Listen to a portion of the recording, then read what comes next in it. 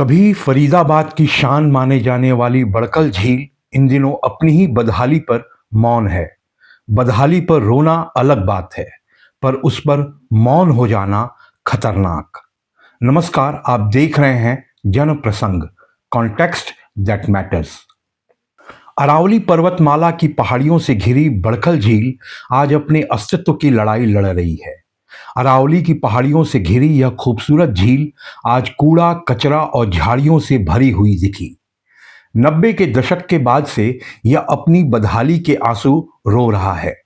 दिल्ली और आसपास के क्षेत्रों में निर्माण कार्य में तेजी के बाद से इसकी सूरत बदलनी शुरू हुई। बड़े पैमाने पर अवैध खनन से झील की ओर बहने वाला पानी न केवल अवरुद्ध हुआ, बल्कि जल भंडार भी क्षतिग्रस्त हुआ। कई तरह के सामाजिक दबाव के बाद इसके पुनरुद्धार की योजनाएं शुरू हुई, पर हर बार इसकी विकास योजना राजनीति की भेंट चढ़ता गया।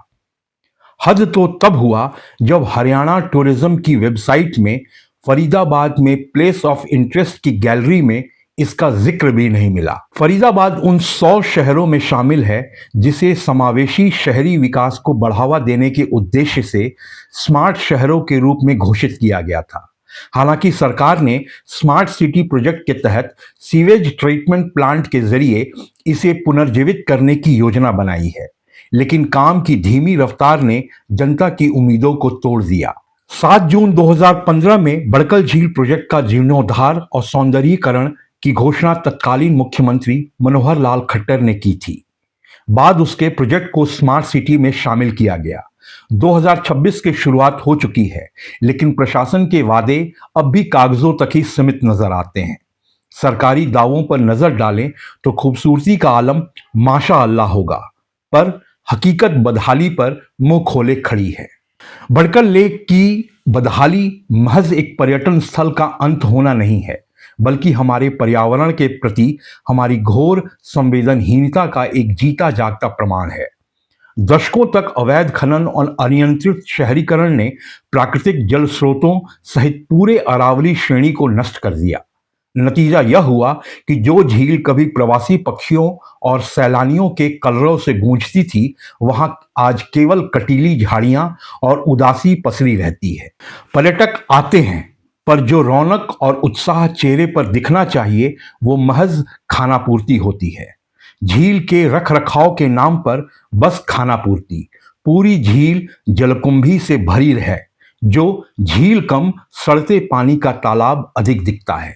यह प्रोजेक्ट 2018 में शुरू हुआ था और तब से अब तक लगभग 5 से अधिक डेडलाइन जैसे दिसंबर 2020, 2021, जून 2022, 2023, 2024 और अब 2025 के अंत तक मिस हो चुकी है।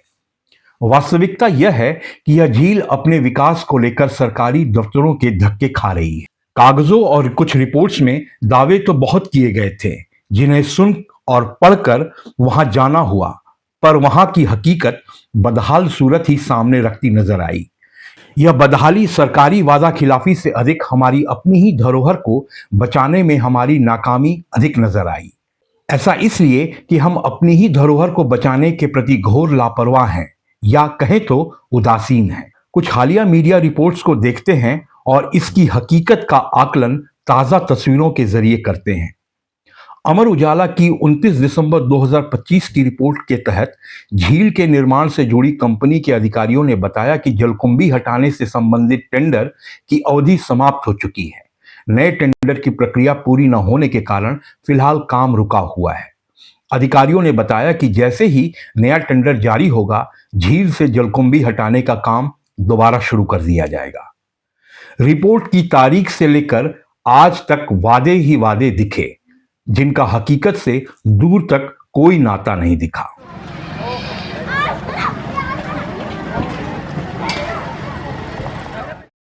दैनिक जागरण ने अपनी 17 नवंबर 2025 की अपडेटेड रिपोर्ट में स्मार्ट सिटी फरीदाबाद के प्रबंधक बीर सिंह के हवाले से लिखा है कि झील के चारों ओर वेंडिंग सुविधाएं स्थापित की जाएंगी, एक योग केंद्र भी बनाया जाएगा, लाइट और साउंड सिस्टम भी लगाया जाएगा। हम काम पूरा करके इसे पर्यटन निगम को सौंप देंगे। इसके बाद पर्यटन निगम पर्यटकों को आकर्षित करने के लिए अन्य मनोरंजन कार्यक्रम भी आयोजित करेगा, पर दावे का हकीकत से दूर तक नाता यहां भी नहीं दिखा।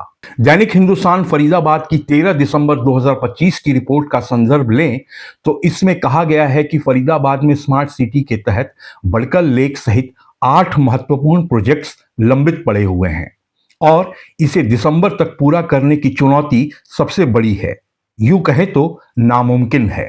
इसमें से कई परियोजना का काम तो अभी तक शुरू भी नहीं हुआ है। यह रिपोर्ट मौजूदा हकीकत बयां करती है। चलिए झील की मौजूदा स्थिति देखते हैं। ट्रिब्यून की अपडेटेड रिपोर्ट 3 मार्च 2025 की बात करें तो फरीदाबाद स्मार्ट सिटी का 86% बजट खर्च हो चुका है, पर परियोजनाएं अभी भी लंबित हैं, जिन्हें जून तक बढ़ाया जा सकता है। लगभग 100 करोड़ रुपए की लागत से चल रही बड़कल झील के पुनरुद्धार का काम अभी भी प्रगति पर है और इसे पूरा होने में 5 महीने और लग सकते हैं।